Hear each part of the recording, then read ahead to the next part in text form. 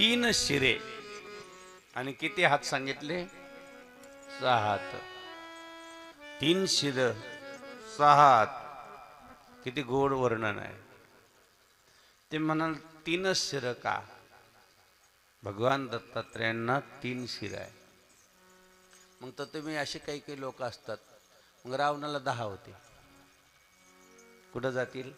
कारण विक्षेप करणारे आपल्या धर्मात फार कठीण लोक निघाले. आपणच आपल्या धर्माला ग्लानी करायला निघालो. आपला धर्म फार एक संस्कारानं, संस्कृतीनं, आचारानं, विचारानं, परंपरेनं इतका काही गोड आहे.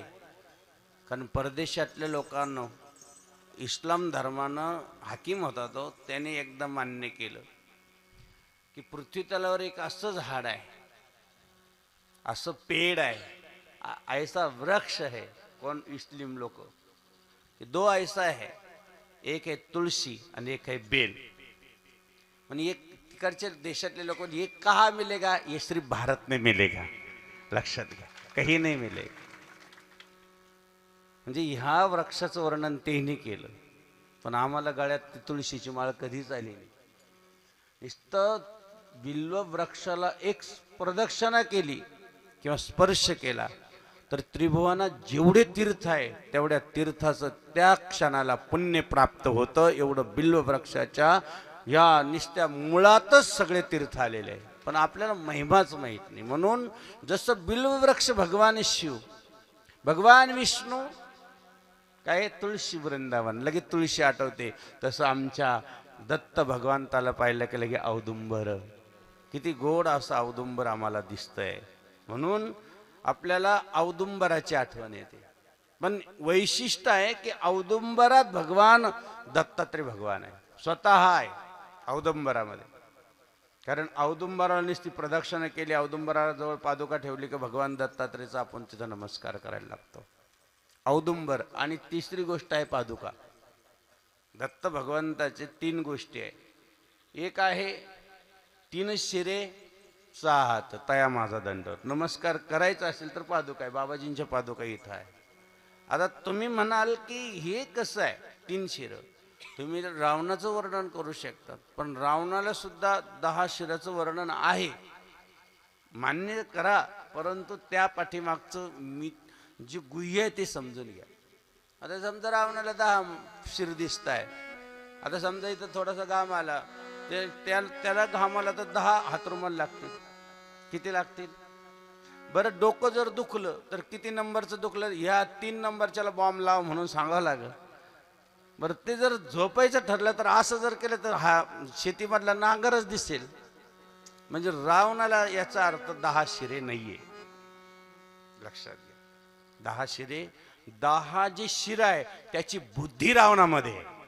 लक्षात घ्या, 10 शिरांची बुद्धी एका रावणामध्ये आहे, म्हणून त्याला विद्वान म्हटलं जातं.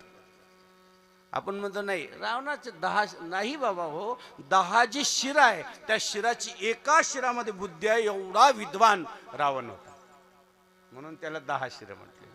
पण मग तुम्ही म्हणाल आता हे 3 शिर कशी? आता एक जण आपल्याला येतच ना मनात, हे चालता चालता चालता चालता एक जणांनी सांगितलं, अरे देवी ह्या ठिकाणी चुकी करून बसला. आता देवाच्या चुक्या सुद्धा काढायला लागले लोक. म्हणे का इथं काय चुकी केली? अरे म्हणजे एवढा एवढा छोटा वेल आणि त्याला एवढं मोठं फळ. कोणतं? डांगर. चुकलं देवावर फुली मारायला लागलं. तो हे चुकलं असं करायला लागलं. आणि पुढे गेला ना आंब्या झाडाच्या खाली झोपला. अरे म्हणे इथं देवाने चूक केली, आंब्याचं झाड एवढं मोठं फळ. चुकलं इथं म्हणायला लागला, काय चुकला म्हणायला लागला. बरं, असं थोडी झोप लागली आणि एक कच्चा आंबा नेमकं नाकावर पडला. जान झाली आणि असं सगळं रक्त भंबाळ झाला. आणि मग म्हणू लागला, देवा तू नाही चुकला, मीच चुकलो. कारण हेच जर डांगर आता वर लागलेलं असतं काय झालं असतं? काय अवस्था काय झाली असती? नाक फुटलं, हे नाक नसतं फुटलं, डोकं फुटलं गेलं असतं. म्हणून देव जे करतो ते बरोबर करतो. लक्षात. म्हणून आपल्याला ह्या ठिकाणी 3 शिरे म्हणजे ब्रह्म विष्णू आणि महेश्वर.